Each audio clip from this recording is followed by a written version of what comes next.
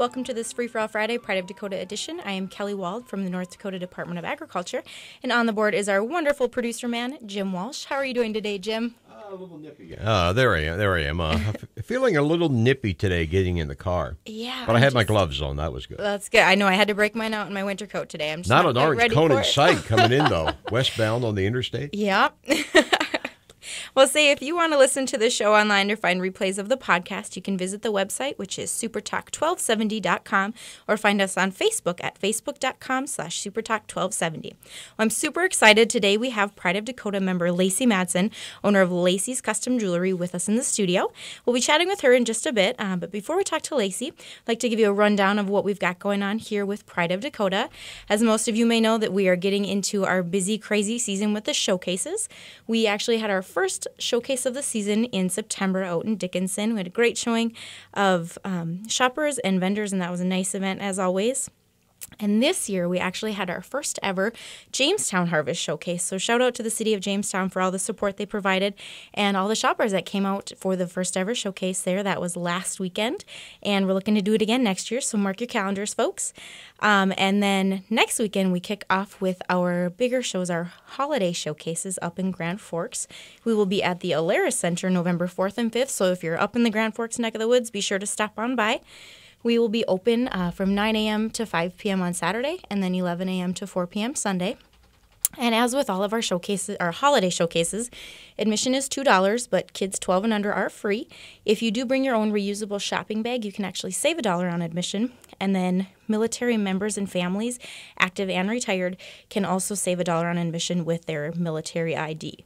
And we also realize that the showcases are a great business networking opportunity for other North Dakota businesses and retail locations. So if you are a retailer or a North Dakota business and you want to bring in your sales tax license and present that at the door, you can save $1 on admission as well. Great opportunity to come and visit with other North Dakotans who you can maybe establish a business relationship with, try some of their products and see if you want to carry them in your store or maybe use them in your line of business, whatever it is that you're doing. So again, we will be in Grand Forks, November 4th and 5th. Then we head over to Minot the weekend after that, the 11th and 12th of November. We are at the North Dakota State Fair Center. After that, we head to the eastern side of the state. We are in Fargo, and that is actually our first 3-day event. So we open the doors on Friday night, November 17th. We are open from 4 to 9, and then Saturday and Sunday. We take a little break for Thanksgiving, give everybody a chance to kind of recharge and spend some time with family. And then we wrap up our showcase season back here in Bismarck, December 1st through the 3rd at the Bismarck Event Center. And again, that is a Friday night, Saturday, and Sunday. So if you are looking for hours, if you're looking for locations, if you're looking for a list of vendors who are currently registered to be at those events, you can check out our website, which is prideofdakota.com. Or you can find information on our Facebook page as well. We have some different event pages set up, so be sure to follow those. Well, without further ado, folks, I would like to welcome in Lacey Madsen, owner of Lacey's Custom Jewelry. How are you doing today, Lacey? I'm good. Thanks for having me, Kelly. And Pride of Dakota, I'm super excited to be here. Yeah, and you will actually be at the Bismarck show coming up in... I will. I'm excited. Yes, this will be my 3rd or 4th year I think I've been with you. Yeah, awesome. So, and we were talking, before the show started, you've got lots going on. It's crazy busy season for you guys. It's Christmas. Yes, I know. I can't. Everybody's all like, "Oh, are you ready?" And I'm like, I just can't believe that it's almost November already. It flew by. I don't know where the year went, but maybe it was after all the snow we had last year, and then this nice warm summer we had. And it's like, I'm just not ready for the deep word freeze snow again. Scares me. No snow at Christmas this year. It was too much. Yes.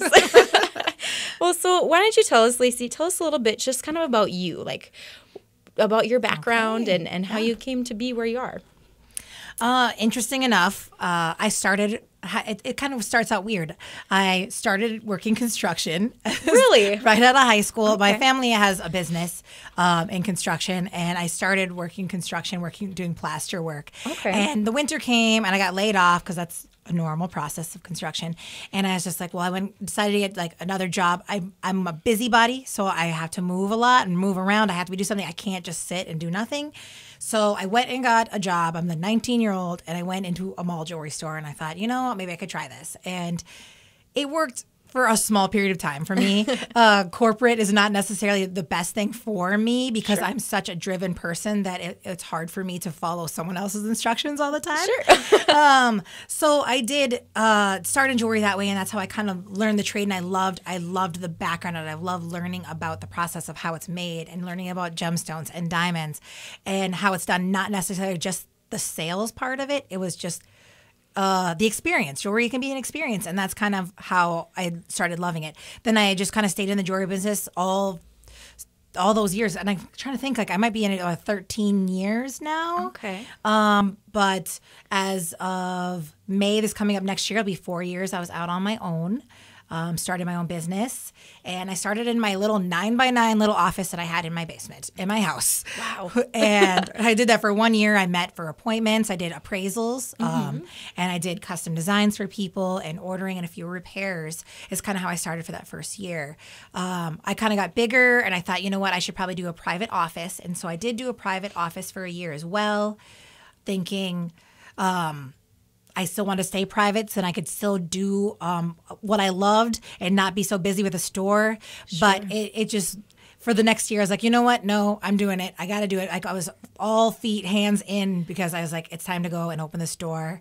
Then I'm seeing people, I'm working with people, and I get to do more of what I love because I can do more because now I have more staff to help me as well. Sure. In a private office, it's hard to have staff and doing certain things by appointments. People like to just walk into your store. So I opened that store last October. Yeah, and so in Pinehurst, at Pinehurst, right? Yeah. So people can stop in, and you guys are open. Like, what are your hours that you're open? I'm open all through the year. Most of the time, I have the weirdest hours. It's like a long explanation of my hours, but in a short way of it, I am open Tuesday through Friday from 10 to 5:30. In winter, fall, spring hours, from October to March, I do open late one night. Every Thursday, I'm open till 7 p.m. to give people the option. Once it comes to summertime, a lot of people aren't doing things after that. They're getting off work, they're going to the river, they're going gardening and all that. So I chose not to stay late one day during those seasons. And then Saturday, I'm open 11 to 4. As the holiday seasons do kick in, though, I am open Monday through Saturday, pretty much 7 o'clock every night, and then still 11 to 4 on Saturdays. Yeah, and we were talking, you've got an event coming up here in a few weeks at your store. I do. I am super excited. This is actually the first time I've ever had this event. I am doing a ladies' night or a girls' night where you come in and you make a wish list. So if you have something on your mind that you want, you come in, we make a wish list, we'll show you the jewelry, and the exciting part is because you can still be surprised with what you want. You make your wish list, you add 3 or 4 items. We send out a postcard or email your significant other or whoever you'd like to have it sent to saying, hey, we know you want something here. Why don't you still surprise her with what you'd like to buy her? So we're doing that night. We're doing wine, hors d'oeuvres. We do recommend you RSVP. It's November 16th and 17th. What nights of the week is that? That's Thursday and Friday nights. And Friday. It's the week before Thanksgiving. And so you come in, if you RSVP, you get a free gift. If you come in and you make a wish list, you get a $50 gift card. So I am giving $50 away free to anybody who comes and makes that wish list. It is best, again, if you RSVP because we are giving away, there's gift cards on the tree. There's free jewelry on the tree. So if you do RSVP that you're coming, you will get this gift. We are also giving a goodie bag away. So if you do come, there's a goodie bag. And we do have other local stores that have put things in the goodie bag with maybe specials for their business or just introducing themselves. I'm really trying to promote people to shop locally for Christmas. There are so many stores out here in Bismarck right now that it's so exciting that you think that you have to go to Walmart, Target to get these things, but you don't. Yes. It's exciting. And we're all like, yes, I mean, I have shopped on Amazon, but I'm really, really trying to make an effort to hit these local stores because they're not going to stay open if we're not shopping with them. Absolutely. So that's in my gift bag too. Perfect. Yeah. And that's, I mean, you really hit the nail on the head there with Pride of Dakota, with that whole program. It's to promote North Dakota businesses, North Dakota products, the people who make and run those companies to help keep our economy strong. Absolutely. I'm not going to be here to fix people's jewelry they buy if they don't try to buy some jewelry with me. That's kind of how I try to explain it to people. Sure. Yeah, yeah. So, yeah. So you're obviously the owner of your company.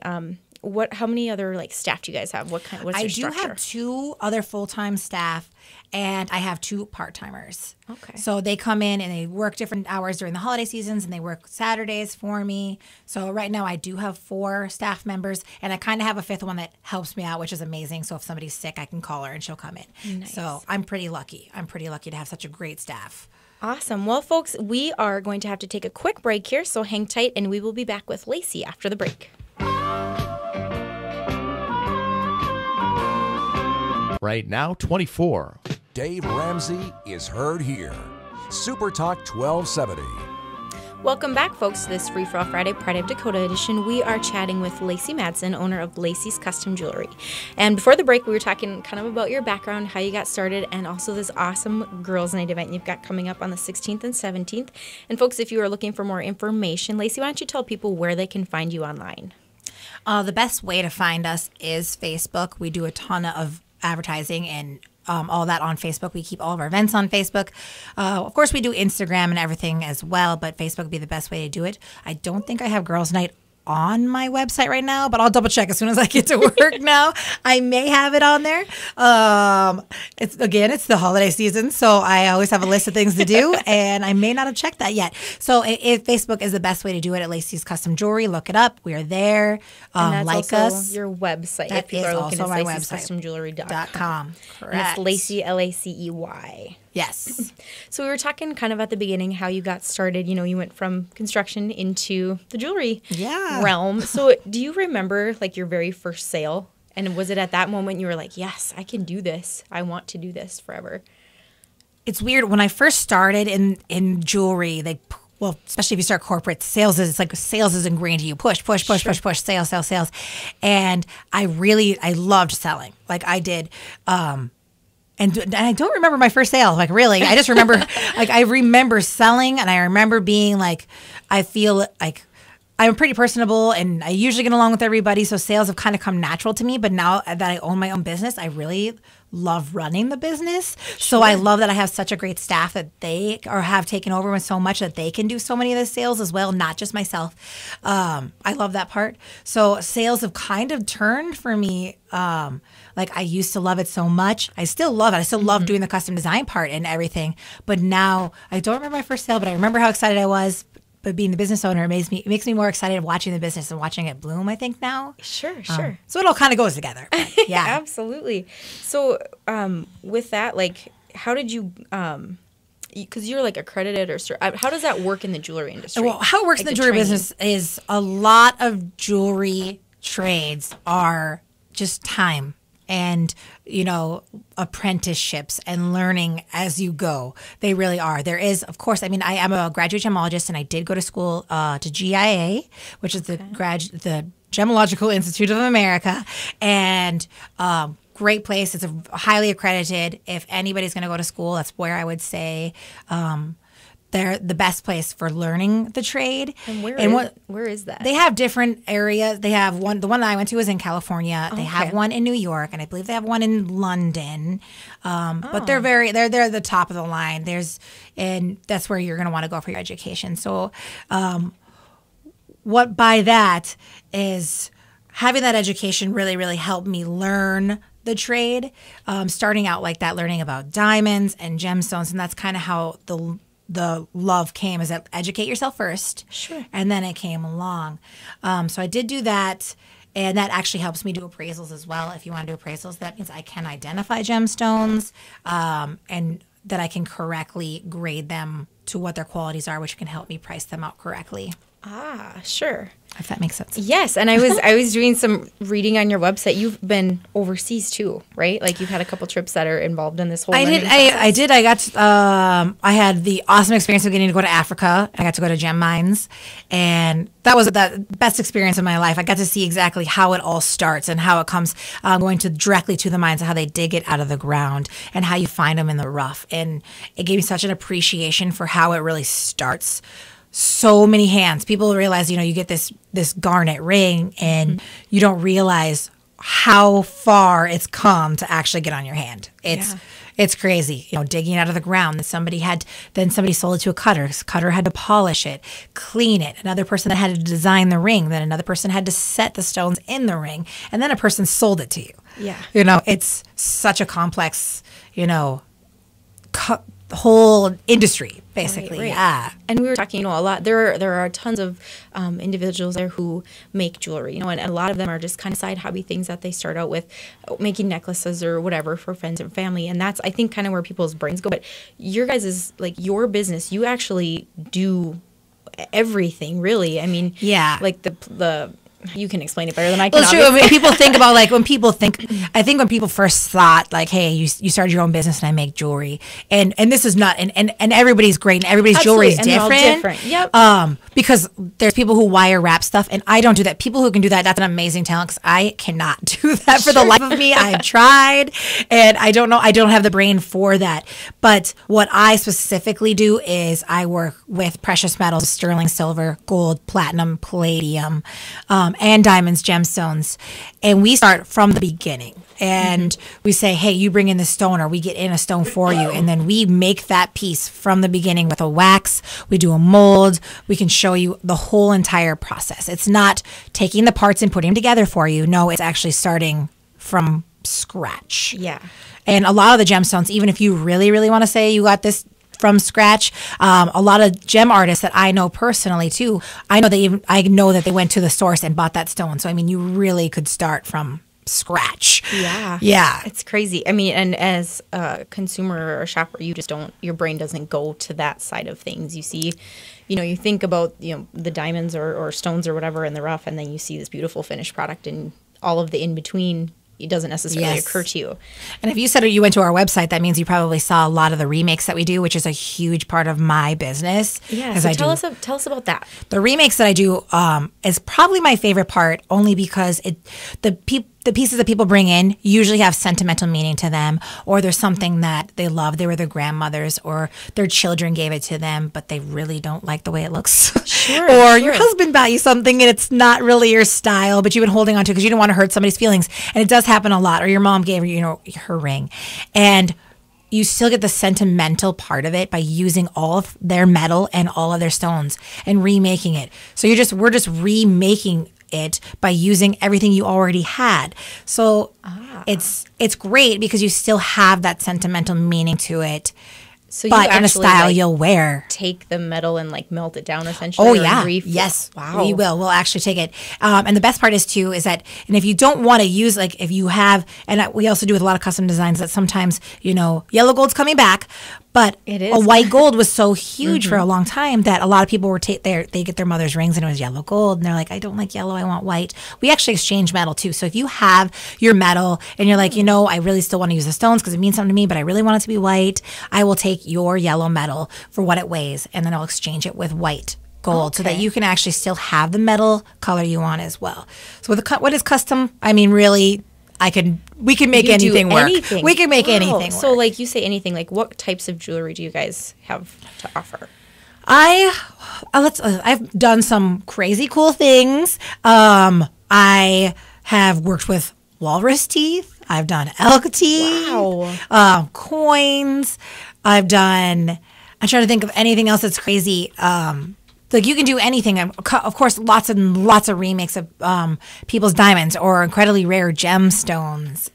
It's you can do anything. Sure. I'm trying to think of designs I've come up with. Skull rings. I mean, you can mold anything. I'm working on a dragon head ring right now. So, yes. Maybe they were a Game of Thrones fan. Yes. That's a big thing these days. Yes, I've never watched. I mean, yes, I saw one episode, and the episode, everybody who's a diehard fan, they tell me that the first episode I watched was not the first episode you should start with. It terrified me a little, and that was the end of that. I mean, I'm a huge Game of Thrones fan, so I could go talking about this for an hour. Everything's somehow related, right? I know. So you guys not only do the custom and the remaking, you actually have your own designs that you sell. Correct? Yes, I do have custom designs in the store. I also do go to other jewelry trade shows all over the country, and I do try to get one-of-a-kind pieces from other artists as well. I can't fill my cases with all my own custom ideas because I'm constantly working on customers' pieces. Yep. So I try to sneak in a piece for the store every once in a while that I've made. But so there is pieces that I've made. There's other custom pieces in the store that are one of a kinds as well. Of course, I still carry my traditional like diamond solitaire earrings and all of that. I do have those too. So are there like trends in the jewelry industry that you see now that you're using a lot in the designs and the remakes and all that stuff that you're doing? Yes. Not all trends are jewelers' favorites. Sure. I'm sure that can be said for any industry. But the two different trends that are happening right now that are super popular are obviously stacking. Stacking is so hot. You'll see stacking rings. I have a ton of stacking rings in my store right now. Stacking rings, instead of people are buying like the solitaire diamond and they're just stacking the rings with all different colors and diamonds, all that. But the trend that's probably still super popular that most jewelers are like, can't wait for it to be over, it's called pave. It's called pave setting. It's all the micro prongs, tiny diamonds. You see all these rings that are just covered in diamonds, and they are so spectacular. They're beautiful. But what happens is not all jewelry's not made to be like forever. It's like car tires. You drive your car, your tires wear out, you need to get them fixed. Well, what happens is there's these little people get mad. They're understanding like, why are the diamonds falling out? Well, you've been wearing it and the gold moves and they're little tiny diamonds. They're held by so much. So you have to bring in your jewelry and get it cleaned and checked so we can constantly stay on top of those diamonds. So that's a trend. We're kind of like, I can't wait for all those little diamonds. They look so gorgeous, but it can be a lot of maintenance that a lot of people don't think about when they're buying the ring. Okay. For sure, because it can lose stones and they can get loose, and then you get upset with the jeweler, and it's not because of bad workmanship most of the time. It's just because gold moves. Sure, it's soft. And I mean, every time I suppose you slide your hand in and out of your pocket, it catches on your and you're washing your hands with your rings on and all that fun stuff. Yes, it can happen. We have to take a quick break, folks. Hang tight, and we will be back with Lacey in just a few. Right now, 24. On Twitter, Facebook, online, and YouTube. SuperTalk1270.com. Welcome back to this Free For All Friday, Pride of Dakota edition. Again, I'm Kelly Wald from the North Dakota Department of Agriculture, and we are visiting with Miss Lacey Madsen, owner of Lacey's Custom Jewelry. Real quick, if you want to find replays of the podcast, you can visit the website, which is SuperTalk1270.com, or you can find us on Facebook at facebook.com/SuperTalk1270. So before the break, we were talking, about all kinds of stuff. About how you guys do remakes of pretty much any type of jewelry that people bring in. You offer custom-made pieces. And so one thing, you guys do tons of, like, personalization. Like, I saw on your site that you have, like, thumbprints in some of your designs. We can do fingerprints. Yes, we can do fingerprints. With that product, I've chosen to actually do and send those off. I want to say that I was doing those now, and I could, and I have, but I decided. But that one's way more detailed. But I actually met the gentleman a couple of years ago that actually started doing that. He's based out of Minneapolis, and so I actually use him specifically. I went to his workshop, saw what I did and all that, and I just said, I'm going to start sending him your way. So I have all of my fingerprints and handprints, all that footprints. You can actually do footprints as well. And he shrinks them down, handprints, and he'll shrink them down. It's so great. My mouth is agape, folks. I know. and it's such a cool process, and I thought I should have somebody who really knows, like, he's the one who's, like, made this such a precise product that I use him. Sure. But when it comes to handwriting, I can do that. I've done handwriting pieces. Or like I saw, there's like the stamps. You can personalize it really anyway with like names or saying, stuff like that. Oh, and I personalize things in so many ways that people don't even actually know that the piece is personalized because they may have done, I actually did a wedding ring with a ladybug on the side because they thought, the ladybug was something that was really significant, to them. Yes. Sure. So do you have like one piece or one project or one design that has been your favorite piece? I know that's like a very loaded question. It probably changes from day to day. It can change day to day. I think it does change day to day because now like that I see the pieces, then they come back and I'm like, oh my gosh, I forgot this piece and I love it so much. And then I work on the next piece. And there's a few pieces out there that I'm super, super proud of.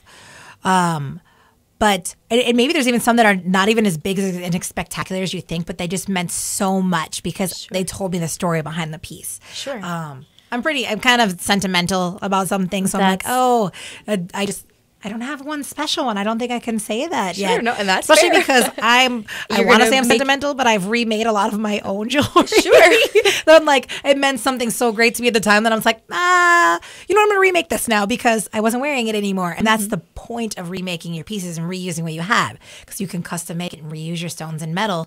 Which is genius, because if there's some piece you have and was kind of a trendy piece and you really like it, but it just doesn't go with what you're wearing anymore, Yes. you can still utilize those pieces. Like, Well, yeah, and things that's go out of genius. style all the time. Yes. And you may love something then, and then it just Right. kind of changes. And that can happen. It really it does. And it saves you a ton of money because you already have Right. a lot of the materials.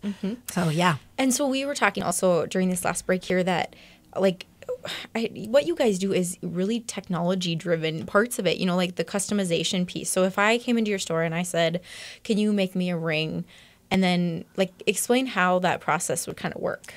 We can go through the process. And most people who've never done a custom design, they kind of get, scared at first, thinking this is such a huge process, but it really is not, because basically everything's in my court. I do all the hard stuff and I try to make it easy for you.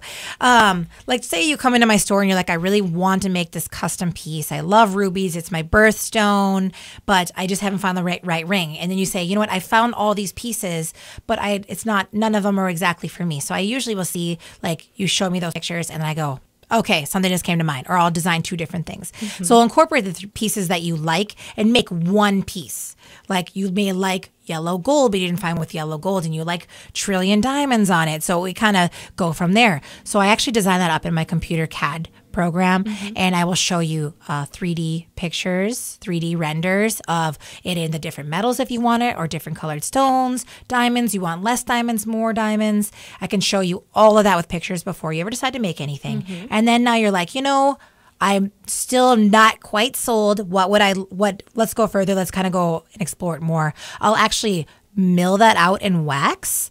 So you actually have it to try on, and then we can set the stones on it and see if it's the exact size that you thought for your finger. Is the stone too big? Is the stone too small? And we go from there. A lot more complex jobs do call for a 3D growing machine. And I believe, as far as I know, I'm actually the only one in Bismarck that has it.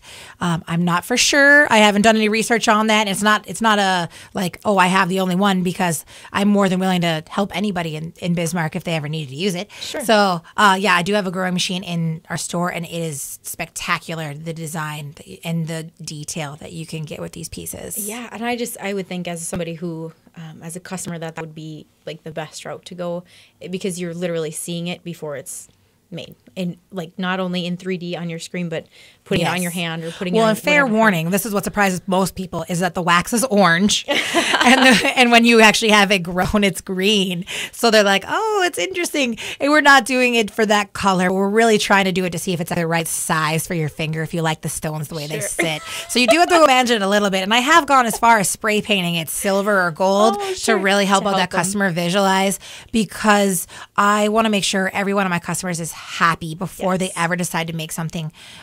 That's my number one thing, like customer service. I don't want somebody to wear something that they're not proud of. And I wouldn't want any of my customers to wear something that I wasn't proud of. Absolutely. That's a great business model, folks. Yes. So you guys do services too. You had talked about, oh my gosh, what is appraisals? Appraisals. Yeah. So what kind of Yes. services do you guys offer aside from the actual Full service means I do everything from all repairs, sizings, prong tipping, chain soldering. There's just these small repairs. Everybody has them in their jewelry box. They're like, I'm missing this chain broke. I need it fixed. Everybody has those. So I do all of those. And I do appraisal services, which is, a lot of people don't understand the importance of having an appraisal for your jewelry. If your house has ever gotten robbed or you've had a fire, you have these appraisals to prove like what you had and give them to your insurance company. It's such a huge thing. Or you lost a stone. It's so nice to have these. I also do a lot of estate appraisals. So if you do, or you are at that point in your life where you're like, I'm not going to be buying any more jewelry. I want to set my affairs aside and make sure that I split up my jewelry correctly to my children, so that they're not actually one kid getting more than the other. And that can be a huge thing later. You try to be touchy, you try to be sensitive about it, but it's such a great thing for someone to do and have it set up before before that time so that their kids absolutely, because one kid believes they're getting something and in this way it's actually done. Appraise them, have it done. It's a huge thing, like, and because a lot of men do it with their gun collection. So I constantly say, you know, really you should do it with your jewelry because it can. So that's a big thing we do. I do a lot of an estate appraisals and full retail replacement appraisals. And is that as well. something then like the customers just bring into your store, or do you ever go like on site to do? I have done that. I have gone because there are some people who are like, I don't feel comfortable. I have lots of pieces. Sure. I'm really scared to carry, you know, my entire jewelry box. And I have done that. I have gone to people's houses with them and I've gone through all their jewelry and I said, these are the pieces. They are worth something, but you don't have to appraise them. You don't have to pay to appraise them. They are worth something. And it depends on each person's point of view of what they believe they should have appraised. Myself, I do usually suggest at least a piece that's over $1,000. You should have an appraisal on it and try to insure it. It's just in the best interest of yourself, especially if anything happens to it. Even if it gets run over, like insurance can cover and help that. A lot of times, and some people pick 500 as their number. So I just stick with that 1,000. So I'll go through that with him and I'll say, these are the pieces that they are still worth something. They're real gold, but you don't have to appraise them. But these are the pieces you should appraise. And then these pieces are costume. Or I'll even say, these are costume pieces, but they could be antique. I just don't have the expertise for those antique pieces. Sure. So I would try to suggest possibly going to a few antique stores in town and asking them if they know if there's any value to them. Sure. Okay. Yeah.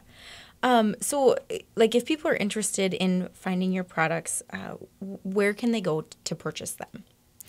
The biggest thing is I haven't got big into selling online because I really do like talking to my customers. And I have sold over the phone and I have sold online. Sure. I do have an Etsy store, Lacey's Custom Jewelry. It's on Etsy. I do sell a few pieces on there and I have sold things all over the world, actually. Really? Yes. Do you know, like, by chance, how, like, the furthest you've sent a piece of jewelry? The furthest, I think I've sent one. I've sent one to England. I've sent one to maybe, is it India or Australia? I've sent one to Australia. So I have done a few pieces that have been pretty far away. So do you know those purchases, were they just people that found you online, or did they have some sort of tie back to They found me on Etsy, and what they were doing is, because I have a specific line on Etsy that's our honeybee collection. Oh, yeah. And people tend to love that, and so we have sold that, and we've sent that all over the world, a few of those pieces. So they can find me on Etsy. They can find me, and like basically if you follow me on Facebook and you follow me on Instagram, you will see the pieces that we do have in the store that are available for purchase. Sure. Then you can come in and see it as well. So I have had people buy over Facebook because they saw it and they called me and they said, hey, I really want to buy this piece, and then I can send it to them. Okay. So what would you say has been like the biggest source of traffic for your business? Like word of mouth, Facebook? What would you say? I'd say there's two different things. Facebook has been huge. Like I'm a strong believer, and I believe because maybe being younger in business, I totally know that social media is the way to go. It's the way to go. But word of mouth, and that's just the old school there is. And word of mouth is probably the best thing for me because, and if there's ever is a mix up, I feel like any mix up I've ever had with my customers, I've done and tried to make everything correct. Customer service is my thing. Like that's my biggest and strongest thing. So I believe word of mouth has been huge for me. The customers that are super satisfied, they go on Facebook on their own page. Yep. And that's a huge, again, social media, Facebook. And then the word of mouth all go together. Yes. And knowing how to use those to market yourself appropriately. Yes, absolutely. So folks, we have to take one more break before the end of the hour here. Hang tight and we will be back in just a few minutes with Lacey's Custom Jewelry. Right now, it's 26. Weekends with Twilight Zone Radio on SuperTalk 1270. Thank you for hanging with us this fine Friday morning, folks. This is the Free For All Friday Pride of Dakota edition. We have been chatting with Lacey Madsen, owner of Lacey's Custom Jewelry, located right here in Bismarck.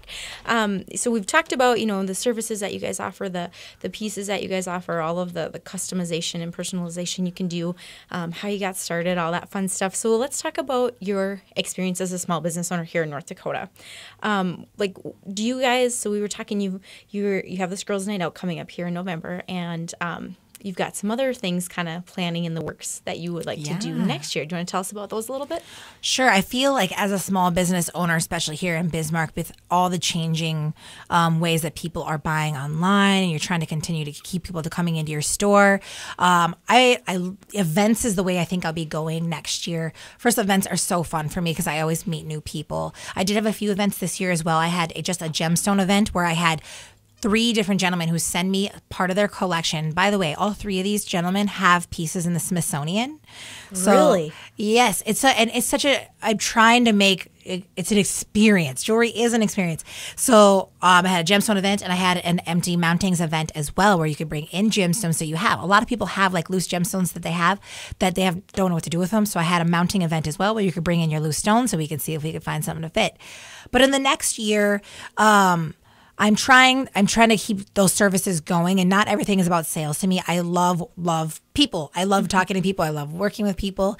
And I felt like there's possibly a need here, maybe being a little bit more educated. I think a lot of people learn what they hear about jewelry, maybe word of mouth or things they hear on the internet about how you better check your diamonds because jewelers steal them. And that comes up a lot. And it's totally, first of all, you should be always watching your jewelry, yes. But so education is a big part. And I think next year we'll probably be doing about 4 to 5 educational nights through the year, mostly at the beginning, because once it gets closer to Christmas, I get pretty backed up. Yep. But the educational nights, you'll have to look forward to them and watch them on Facebook. The educational nights, I'm trying to do a few things with maybe you can actually see. I'll show you the whole process of a custom design go through.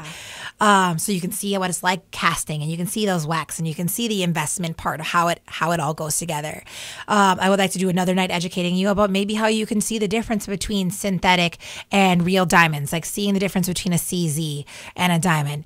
And those are things that are just good things to know, because if you find something, I have a lot of people come in with a stone they found, and they're like, could you tell me if it's a diamond? And I could actually show you how to do that really easily yourself, which can help you as well. If you're ever thinking about buying a diamond, or you're looking at it loose, then you'll know, like, these are good things for you to know when you're trying to purchase. A lot of people go on cruises. We live in North Dakota. They go somewhere south. 'Tis the season. Yes. Yeah, they need to get away for a vacation and go somewhere warm. Definitely, I want to educate. A lot of people do purchase jewelry when they're on vacation, which is great. And sometimes you get an awesome deal, and sometimes you don't. Get had. Yeah. So I'm choosing to do a night about that, and I'm probably going to try to do that right away, maybe in February. Sure. But I know for sure next year I'm going to do it towards maybe the end of October as well. Just try to hit up people before they go on vacation, saying these are things to look out. And for sure, diamonds we'll talk about. And for sure, we will talk about tanzanite. Tanzanite is a huge stone they try to sell on all those tropical areas. And emeralds, you see that as well. So I can have talks about these things. I want to just educate you a little bit. I'm not going to discourage you from buying. I mean, go. I mean, I'll buy a piece of jewelry on vacation. And because, again, jewelry is an emotion. It's a memory. Right. And so I will buy a piece myself when I'm on vacation, even though I could probably make it. But I want to buy it. This is the experience. Jewelry is the experience. So why don't we educate you a little bit before you choose to buy something, especially if you're wanting to spend top dollar on something. Some of those pieces that if you're choosing to spend top dollar on, you really could buy locally for a lot less. Sure. A lot less. And you think that you're getting a deal, but you're not. Yeah, that sounds awesome. And so, folks, if you are looking for events, make sure you check out Lacey's Facebook page. It's Lacey's Custom Jewelry. So in all of this whole process of, getting started and now actually having a storefront and growing your business, have you had any mentors that have helped you through this process? I think when you do start your own business, you actually take snippets of every job you ever had. Yes. And I can really go back to my first job. I worked at Burger King. That was my first job when I was 15 years old. Good, honest income. And I remember all of my managers of every job I ever had, and thinking, what is the process of what they have to do, and how difficult is it working with people? And you don't know what managers or business owners are going through until I think you put yourself in that situation. Now that I'm getting older, and I like to say that in a kind way, getting in my 30s, I remember being in my 20s and working and thinking I knew better than every manager and I knew better and I knew this and I knew that, but you really don't know what they're really going through. So I did take snippets of all of my managers and I look back to and go, gosh, I could have handled that situation better as an employee as well, because you don't really realize what it is actually to be a manager and trying to take care of your employees and trying to be the best manager, but also trying to make sure that you're not hurting your business by being a super nice boss, and that's things that I think I've learned along the way. A huge mentor for me actually just passed away. It's just been super sad for me, but her name was Janelle Russell, and she actually was the creator of the Mother and Child pendant that everybody knows is super famous. It's been around for 20 or 30 years. And I actually met her when I went to Africa. We went, she actually happened to be one of the women that went to Africa with me. And Janelle was such a great person because she was a jewelry designer and she owned her own studio and she was a private designer. So she actually just made appointments and she pushed me. She's the one who just said, I mean, if this is really what you want, why don't you do it? She was an incredibly blunt woman. I loved it. And she was probably a huge mentor to me. And I called her and asked her several questions like, how'd you do this? Why'd you do this? And she was great. And of course, I have other bosses too that were just super great for me. And she was probably at the end, like she's my last mentor, I would say. Sure. I'm looking for a new one now. So roles open, folks. Yes, I'm looking for a new one. I'm going to the Women's Summit on Monday, so maybe I'll find one there. And just getting in, and this is my year of networking. I'm choosing to get out and network more this next year. Now that the business is kind of a little bit more established, and I can leave my staff without me being there, I've got to go out and start working with other businesses. Like Pride of Dakota is such a great place to meet other business owners, especially small business. So I can ask them, how do you deal with this? Or how do you do that? When did you decide to grow? When did you, Yeah. And I find that is such a good thing for me. Yeah, like I mean, just watching the businesses work together, we see that as one of the biggest values of the program is that networking component. I mean, they are all in it like to help other North Dakota businesses and support fellow entrepreneurs, and that's awesome. Yes. So what would you say has been the most challenging and the most rewarding part of being a small business owner? Which one do I start with? What's weird is that it could be both. It could be the same answer. I like that. Okay. It could be the same answer. It's not. I am the biggest kind-hearted person you could ever believe. And when people think like they think, okay, Lacey, I'm straightforward, I can be blunt, and I know that, but I'm really, really soft-hearted. Sure. And I probably have to say the most challenging thing for me, but the most rewarding has been being a boss. Like I worked by myself, and watching my employees blossom has been amazing. Like watching them learn these talents and becoming their own person in the store is so amazing. And then on the other hand, being a boss is also the hardest part. Yes. Because where do you draw the line? That's the hard part. You can't always be friends with everybody. Right. Because I want to do everything for them.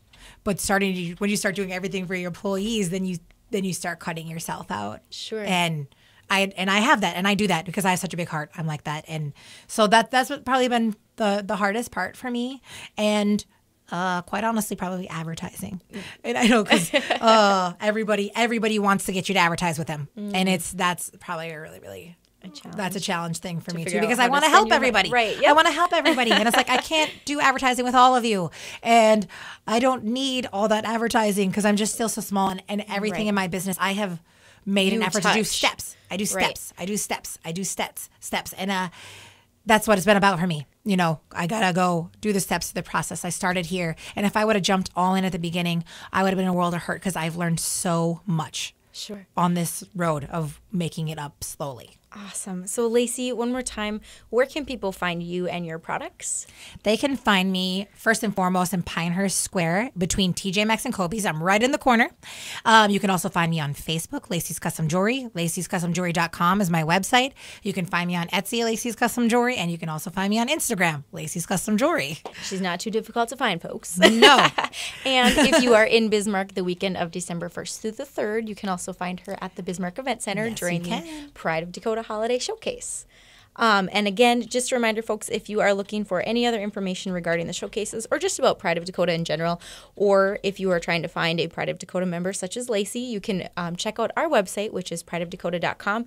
Find all that information on there. Shoot us an email. Our phone number's on there if you have questions about anything ever. Again, thank you so much, Lacey, for joining us. It has been awesome to have you in the studio.